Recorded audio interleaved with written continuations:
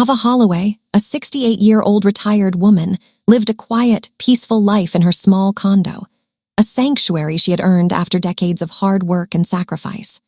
One afternoon, after returning from grocery shopping, she opened her door to an unexpected sight. Her daughter-in-law, Chloe, standing in the living room with 2 large suitcases.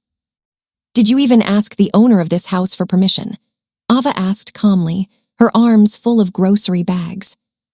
Chloe smiled casually, as if it were no big deal.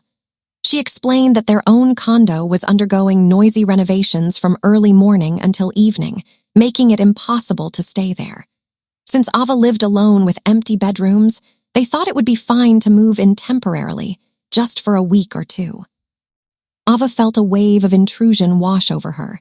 This wasn't the first time her space had been treated as an extension of others' needs. Years ago, her sister Olivia had stayed for a year after a divorce. Dion's friends had crashed for months, and Ava had always accommodated, putting everyone else's comfort above her own. Soon, her son Dion arrived with more bags. It had been his idea, he said. He dismissed her concerns, saying family helps family, and that he'd tried calling but assumed she was out shopping. Ava discovered that Chloe had already unpacked in the guest room. Clothes in drawers, toiletries in the bathroom, shoes lined up, even a laptop on the desk. It looked like they planned to settle in for much longer. In the kitchen, away from Chloe, Ava confronted Dion. She spoke of her lifelong pattern of self-sacrifice, raising him alone after his father left when he was 7, working double shifts in grueling jobs to provide for him. Yet now, as an adult, he only visited when he needed something, pet sitting, storage, or favors, never just to spend time with her. Dion defended himself, listing occasional helps like buying her a TV or driving her to appointments. But Ava pointed out these were rare gestures, not true connection. He accused her of being selfish, of living alone too long and forgetting what family means. Chloe joined, offering to pay a small amount for utilities or adjust their habits. But Ava refused. It wasn't about money, it was about respect, consent, and her right to privacy in her own home. The argument grew heated. Dion claimed she was punishing him for circumstances beyond his control. Ava stood firm.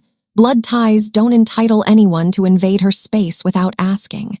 She demanded they pack up and leave. Reluctantly, angrily, they did. Dion warned he'd tell the family how cruel she was being.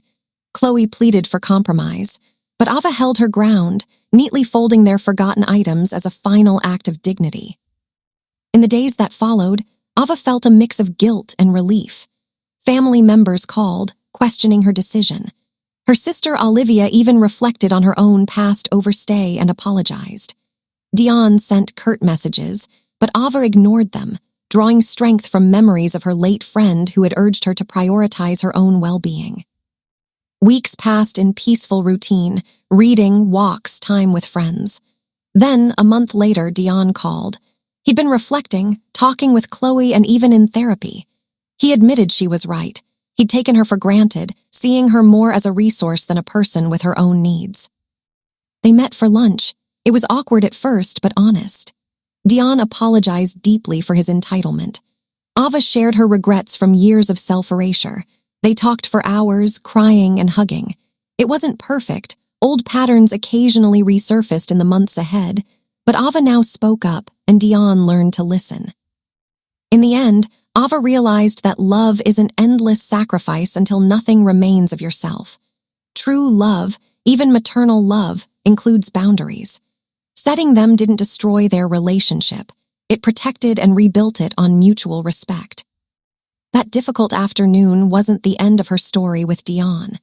It was the beginning of something healthier, more honest, and truly loving.